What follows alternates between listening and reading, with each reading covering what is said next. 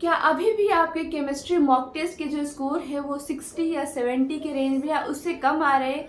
तो क्या ये पॉसिबल है कि इन 30 डेज में हम अपने मार्क्स को 150 प्लस तक इम्प्रूव करें और नीट में भी 150 प्लस स्कोर कर पाए? So hello everyone, welcome back. This is Jyoti, second pro of MBBS student at NSC medical college Jabalpur. सो अगर आप चाहते हो कि आपके केमिस्ट्री मॉक टेस्ट में अभी जो स्कोर आ रहे हैं 60, 70 उससे भी कम, और अगर आपके स्कोर इससे बढ़ के 150 प्लस तक हो जाए, तो आप इस वीडियो को एंड तक देखना, क्योंकि इस वीडियो में जो बताने वाली हूँ वो सारे अगर आपने सिंसियरली फॉलो कर लिया तो आपके स्कोर 100% इम्प्रूव होंगे। अभी आपके जितने भी 60 या 70 स्कोर आ रहे हैं वो 150 प्लस तक हो सकते हैं अगर आपने सब कुछ अच्छे से फॉलो किया तो। सो केमिस्ट्री के 3 पार्ट है, physical chemistry, organic chemistry and inorganic chemistry. तीनों में मेन इंपॉर्टेंट जो पॉइंट है वो आपको मैं हर सब्जेक्ट में बताती हूँ कि आपको पीवाईक्यू सॉल्व करने ही है।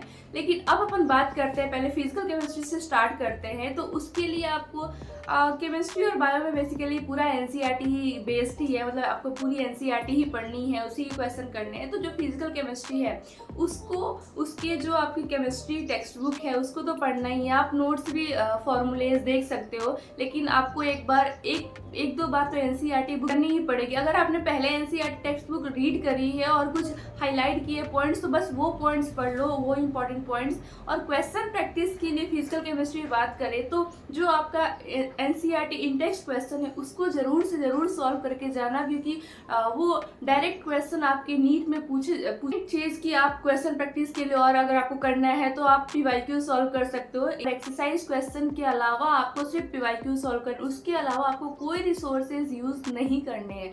सेकेंड है ऑर्गेनिक केमिस्ट्री।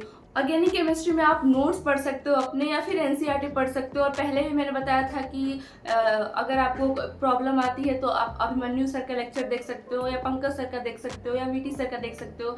अगर आपने अभी भी ऑर्गेनिक के मतलब आपको प्रॉब्लम आ रही है और लग रहा है कि बिल्कुल जीरो ऑर्गेनिक में, तो आप एवीके सर का जो यूट्यूब पे गन शॉट वीडियो अवेलेबल है तो आप वहाँ से देख सकते हो और उनके नोट्स ही पढ़ सकते हो, उतना सफिशियंट है आपके लिए। और क्वेश्चन प्रैक्टिस की बात करें तो ऑर्गेनिक केमिस्ट्री के लिए आपको क्वेश्चन प्रैक्टिस पूरी पीवाईक्यू सॉल्व करनी है। एंड लास्ट बात करें इनऑर्गेनिक केमिस्ट्री की, तो इनऑर्गेनिक केमिस्ट्री में आपको टोटली एनसीईआरटी पढ़ना है। कोई भी आपको रेफरेंस बुक या नोट्स नहीं पढ़ने, सिर्फ एनसीईआरटी पढ़नी है और पीवाईक्यू सॉल्व करने हैं। इतना आपके इनऑर्गेनिक के लिए काफी होगा। ऑर्गेनिक केमिस्ट्री के लिए मैंने बता दिया कि आप, अगर आपने अब तक जीरो हो बिल्कुल, तो आप ऑर्गेनिक के लिए वीके सर या पंकज सर का लेक्चर देख सकते हो। फिजिकल केमिस्ट्री के लिए मैंने बताया कि आप एनसीईआरटी इंडेक्स क्वेश्चन सॉल्व करके ही जाना और पीवाईक्यू सॉल्व करने हैं आपको। और एक बार भी लास्ट में आप फिजिकल केमिस्ट्री की एनसीईआरटी रीड कर लोगे तो काफी आपके लिए, और मार्क कर लेना। अभी भी टाइम है 30 डेज, तो आप एक बार एनसीईआरटी हर चैप्टर की पढ़ लो फिजिकल केमिस्ट्री की, और पॉइंट्स जो भी इंपॉर्टेंट है हाईलाइट कर लो उसको। और लास्ट में जब रिवाइज करोगे वापस से एक बार,